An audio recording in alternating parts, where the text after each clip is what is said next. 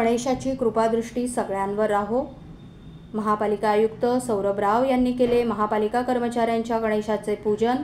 श्री गणेशाची कृपादृष्टी सगळ्यांवर राहो। गणेशाच्या कृपेने ठाणे महानगरपालिकेची कीर्ती कायम वृद्धिंगत हो, अशी प्रार्थना ठाणे महापालिका आयुक्त सौरभ राव यांनी केली। ठाणे महापालिका कर्मचारी गणेशोत्सव मंडळाच्या गणेश मूर्तींचे पूजन आयुक्त राव आणि त्यांच्या पत्नी प्रियांका राव यांनी केले। ठाणे महापालिका कर्मचारी गणेशोत्सव मंडळाचे यंदाचे 42वे वर्ष आहे। मंडळाचे अध्यक्ष असलेल्या महापालिका आयुक्त यांनी गणेशोत्सवाच्या सर्व ठाणेकरांना शुभेच्छा दिल्या।